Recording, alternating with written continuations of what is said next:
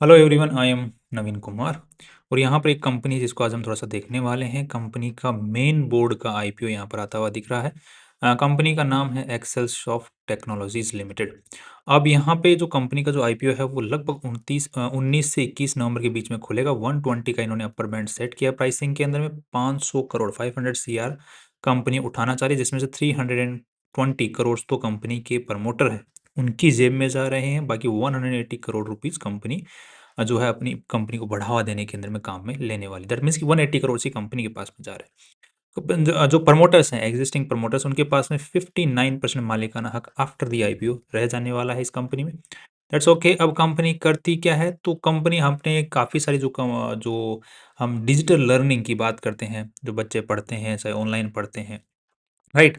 तो वो जो सॉफ्टवेयर जो कंपनियाँ यूज़ करती हैं, जो डिजिटल लर्निंग के जो सॉफ्टवेयर्स जो कंपनियाँ यूज़ करती हैं, तो वो सॉफ्टवेयर्स को कंपनी बनाती है। या फिर जो बैकएंड में जो डेटा यूज़ होता है, जैसे जैसे टेस्ट हो गया, जो आप लोग का जो बच्चे होते हैं वो पढ़ते हैं, पढ़ना जो सॉफ्टवेयर जिस पे पढ़ते हैं, वो ये कंपनी बनाती है। और उन सॉफ्टवेयर्स जो ये कंपनी बनाती है, उनको फिर जो दूसरी बड़ी-बड़ी कंपनियाँ होती हैं, जो बच्चों को जोड़ती हैं अपने नीचे, या फिर जिनको एक्चुअली जिनके नाम से बच्चे पढ़ते हैं, जैसे आपने एक पियर्सन ग्रुप कंपनी का नाम सुना होगा, तो वो इन्हीं का सॉफ्टवेयर को यूज़ करती है। देन इस टाइप से और भी बहुत सारी कंपनियाँ हैं, जो इनके ही सॉफ्टवेयर को यूज़ करते हुए बच्चों को आगे पढ़ाते हैं, राइट? तो ये जो कंपनी है, ये मेन बैकएंड में काम करती है, और ये जो कंपनियाँ हैं, ये एक्चुअली स्टूडेंट्स को जोड़ती हैं और पढ़ाने का काम करती हैं। तो पीछे जो मेन काम कर रही है, वो यही कंपनी कर रही है। चाहे बच्चों को पढ़ाना हो, सिखाना हो, उनका टेस्ट लेना हो, उनको असेस करना हो, चाहे और भी बहुत सारे टाइप के जो अगर डिजिटल एनहांसमेंट करने हों, और जो टाइम के साथ में एआई का यूज़ हो रहा है, तो एआई को भी इन्होंने अपने जो प्लेटफ़ॉर्म्स हैं, उनके ऊपर में इनबिल्ट कर दिया है। तो टाइम के साथ में चेंज हो रहे हैं, बदलाव हो रहे हैं, डिजिटल लर्निंग के प्लेटफ़ॉर्म में ये मैन्युफैक्चरिंग में काम करती है। तो ये पर्टिकुलर कंपनी ही बैकएंड में काम कर रही है, और काफ़ी टाइम से इसी पर्टिकुलर फ़ील्ड में ये काम करती हुई आ रही है। अभी आपने क काफ़ी सारी जो कंपनियाँ हैं, वो फ़ेल होती हुई देखी हैं, जैसे बायजूस हो गई, फिर हमारे अनअकैडमी हो गई। फ़ेल नहीं हुई हैं, बट मतलब उनका मार्केट कैप है काफ़ी नीचे जाता जा रहा है। तो वो एक्चुअली फ्रंट में है वो कंपनियाँ। अब ये कंपनी बैकएंड में है, राइट? तो उस टाइप की कंपनी अगर सॉफ्टवेयर किसी का यूज़ करना होगा, तो फिर इसी इन्हीं कंपनियों के पास में आती है कि हमें अपने जो प्लेटफ़ॉर्म के जो सॉफ्टवेयर्स हैं वो प्रोवाइड करो, हमें अपना काम करना है, राइट? तो ये बैकएंड में है, तो उनके ऊपर इनके ऊपर में एडटेक के फेलियर का ज़्यादा इफ़ेक्ट कम ही आता है, ज़्यादा नहीं आता है, राइट? तो वो फेल होती हैं, तो इनको नया क्लाइंट मिल जाता है, नया क्लाइंट चला जाता है।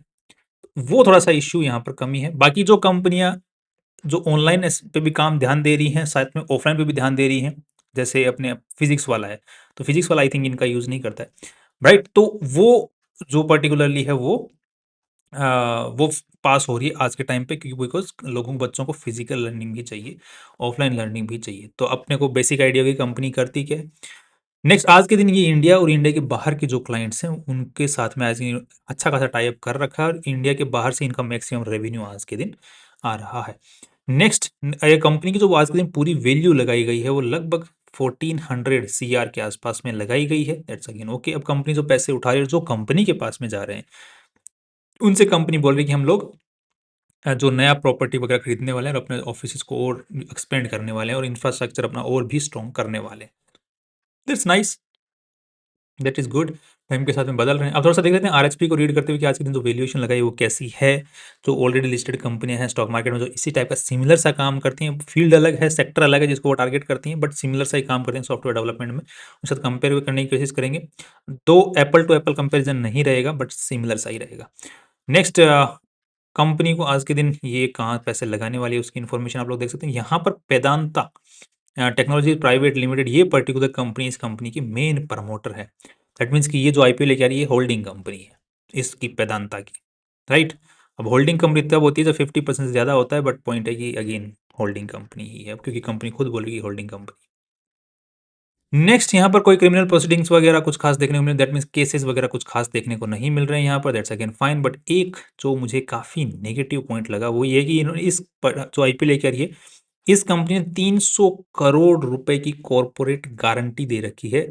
जो प्रमोटर है उसको जो लोन लिया है, उस प्रमोटर ने जो लोन लिया है, उस लोन की इसने गारंटी दे रखी है इस कंपनी ने, राइट? जैसे मेरे पिताजी ने लोन लिया और गारंटी मैंने दे रखी हो, तो अगर पिताजी का अगर वो पे नहीं कर पाए, तो अल्टीमेटली मुझे पे करना पड़ेगा। बट कोई दिक्कत नहीं, पिताजी के ऊपर तो किसी इन्वेस्टर का पैसा नहीं डूब रहा, बट मेरे पीछे इन्वेस्टर का पैसा डूब रहा है, बिकॉज इन्वेस्टर्स ने मेरे पे पैसा लगाया है, राइट? तो अल्टीमेटली तो ये जो पर्टिकुलर पार्ट है ये काफ़ी नेगेटिव यहाँ पर नज़र, बिकॉज कंपनी का ओवरऑल जो अगर आप लोग रिजर्व्स एंड इक्विटी कैपिटल देखेंगे, नेटवर्थ जिसको हम बोलते हैं मेनली, तो 300 करोड़ तो इस कंपनी की नेटवर्थ भी नहीं है। अगर हम लोग यहाँ पर देखते हैं where is the net worth over here, तो 375 करोड़ की आज के दिन नेटवर्थ है और 300 करोड़ की इन्होंने कॉर्पोरेट गारंटी दे रखी है। That's a very negative point over here कि नेटवर्थ जितनी है उसी के आसपास की गारंटी। दैट्स नेक्स्ट अब यहाँ पर चलते हैं तो जो कंपनी की जो शुरुआत है वो काफ़ी टाइम पहले हो चुकी थी, 2000 के आसपास में हो चुकी थी। उसके बाद में ये सारे माइलस्टोन्स इन्होंने अचीव किए हैं, जिसके बाद तो ये यहाँ पे तो पहुँचे हैं। इसको आप लोग आराम से पॉज़ करके पढ़ लीजिए। कब इन्होंने कौन-सी पर्टिकुलरली काम शुरू किया, कब कौन-सा सॉफ्टवेयर बनाना चालू किया, कब कौन-सा इन्होंने पर्टिकुलर सॉफ्टवेयर डेवलप किया, फिर एआई कब इन्होंने इंटीग्रेट किया, किस तरीके से किया, राइट? तो इसको आप लोग आराम से पॉज़ करके पढ़ सकते हैं। राइट, अब यहाँ पे होल्डिंग कंपनी की इन्फॉर्मेशन दी हुई है, यहाँ पर कंपनी की 4 सब्सिडरीज़ हैं, उनकी इन्फॉर्मेशन आप लोग पढ़ सकते हैं। साथ में ही धनंजय सुधानवा जी इस कंपनी को आज के दिन चला रहे हैं, जो कि मेन डायरेक्शंस यही दे रहे हैं, राइट? और श्रुति सुधानवा जी भी इसको चला रही है।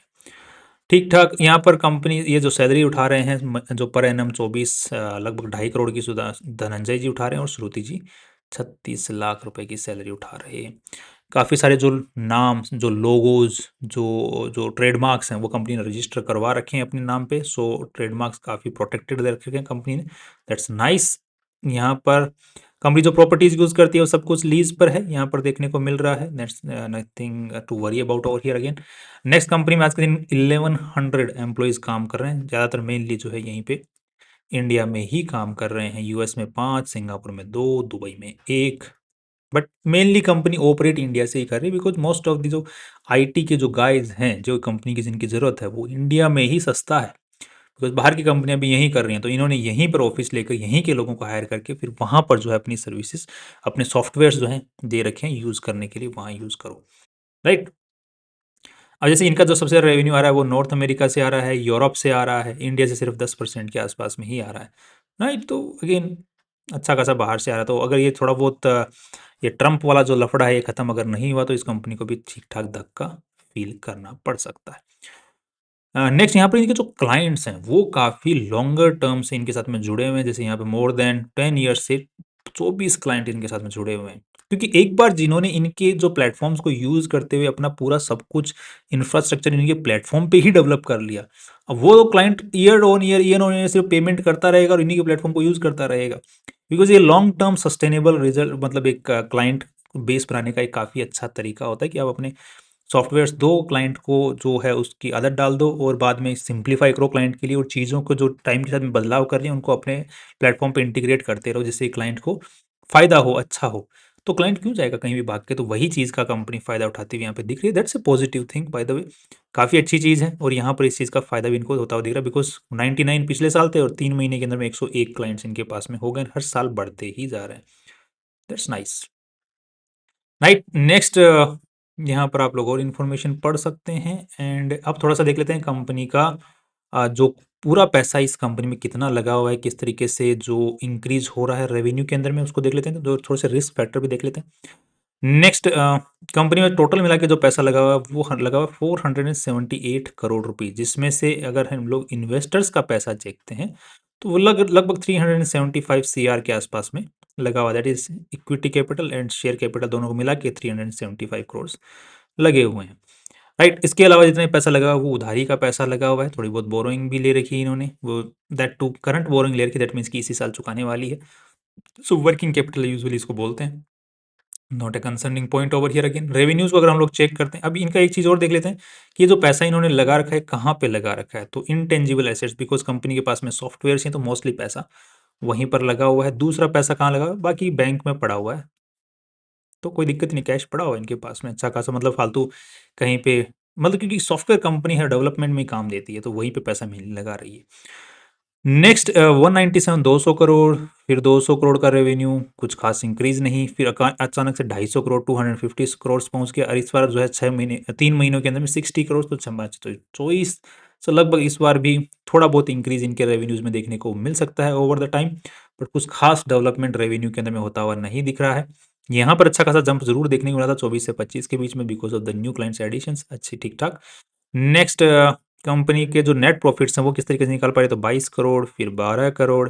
अब यहाँ पे आपने एक चीज़ ध्यान दी, कंपनी का अगर रेवेन्यू नहीं बढ़ा तो कंपनी का खर्चा इतना बढ़ गया कि company sustain break even point होता है वो ऊपर शिफ्ट हो जाता है। ब्रेक इवन ऊपर शिफ्ट होते ही कंपनी का खर्चा जो है वो तो बढ़ ही रहा है, बट रेवेन्यू अगर नहीं बढ़ेगा तो खर्चा रेवेन्यू से ऊपर निकल जाता है।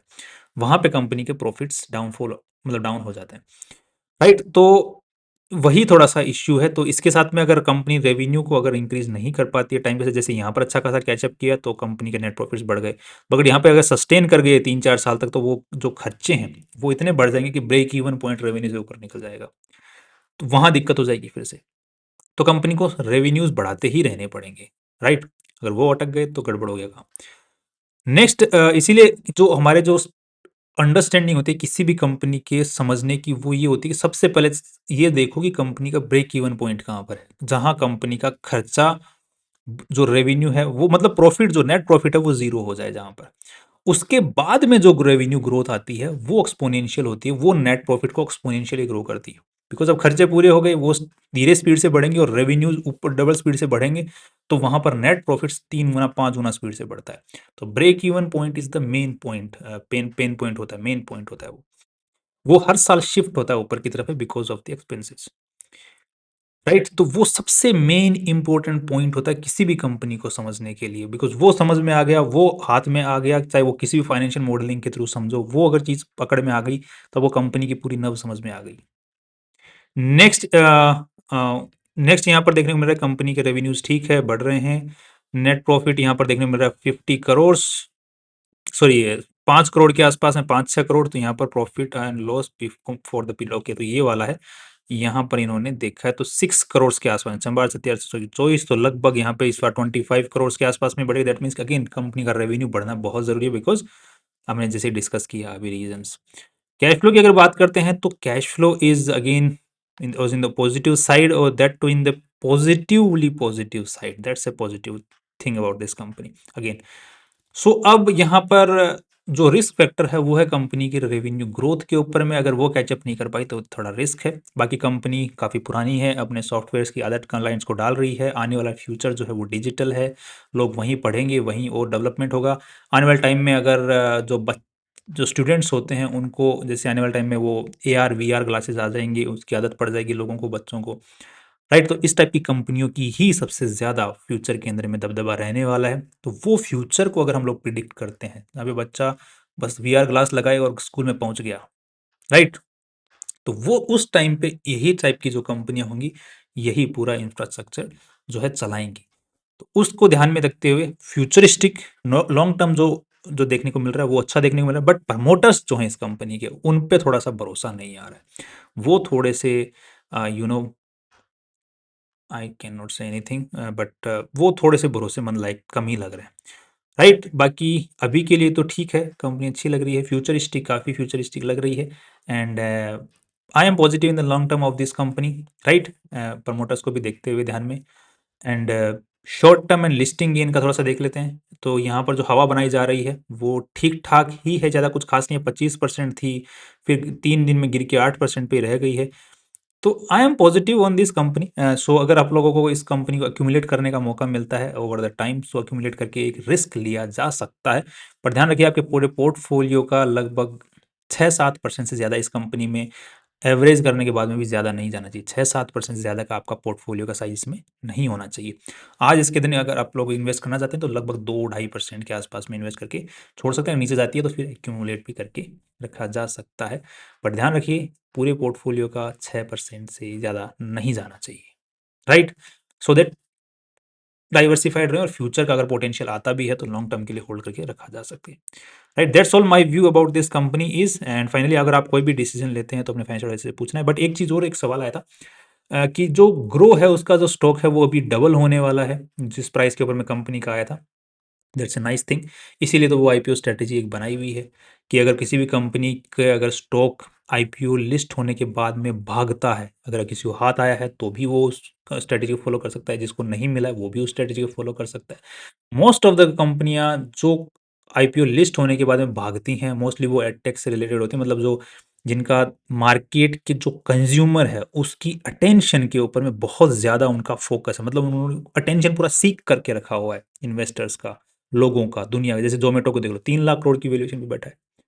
3 लाख करोड़ की वैल्यूएशन क्या 500 करोड़ रुपए साल का कमाने वाली कंपनी रखती है, रख सकती है? नहीं, बट लोगों के अटेंशन के साथ उन्होंने पूरा का पूरा ग्रैब कर रखा है, पूरे अटेंशन को, लोगों को। तो पूरा जो ग्रैब रखेगी वो, जिस दिन उनका उनका जो मार्केटिंग एक्सपेंस खत्म होगा उस दिन हवा लग निकल जाएगी। तो वही चीज़ ग्रो के साथ में, वही चीज़ जोमेटो के साथ में, बट ग्रो के साथ में जोमेटो और ग्रो का कंपैरिजन जो है ठीक नहीं है, बट बिकॉज ग्रो अच्छा प्रॉफिट भी कमा रही है, फ्यूचरिस्ट भी अच्छी लग रही है।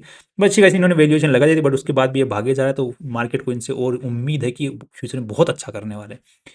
अब किस तरीके से करने वाले, जैसे आनंद राठी ब्रोकर्स नाम से एक आईपीओ आया था जिसकी 2,500 करोड़ के आसपास में वैल्यूएशन आई थी। हमने कहा था कि ये बहुत पॉजिटिव है, बिकॉज इसके ऊपर सेबी के जो कम नए रूल्स आ रहे हैं उनका ज़्यादा असर नहीं पड़ेगा, बिकॉज इनके क्लाइंट्स बहुत स्ट्रॉन्ग हैं। तो वो अच्छा, वो भी डबल होने वाला है, ये भी डबल होने वाला है। सो इसमें थोड़ी वैल्यूएशन पहले हाई लग रही थी, अभी और भी हाई जा रही है। तो अब कितनी हाई जाएगी, वो आईपीओ स्ट्रेटेजी को अप्लाई करते रहो, स्टिक स्टॉप लॉस के साथ में चलते रहो और मजे लो, क्या दिक्कत है, राइट? बट थोड़ा संभल के, राइट? क्योंकि जब आपको फ्यूचरिस्टिक रेवेन्यू नहीं दिखता है, वहां थोड़ा रिस्क है, बिकॉज धंधा है। धंधा तभी चलेगा जब प्रॉफिट आएगा, और प्रॉफिट में दिक्कत दिखती है तो धंधा मंदा होने में टाइम नहीं लगता। Right, that's all from my side, and कल फिर मिलते हैं नोटिफिकेशन फाइनली। अगर आपका कोई भी सवाल है तो आप पूछ सकते हैं कमेंट के अंदर में, because this thing is running live on the YouTube right now. एक बार खोल के देख लेते हैं, किसी भाई ने कुछ सवाल किया है यहाँ पर, तो यहाँ पर देखने को मिल रहा है कि अभी कोई सवाल क्वेश्चन नहीं है। Okay, that's nice. कल फिर मिलते हैं फाइनली, सी यू टुमारो।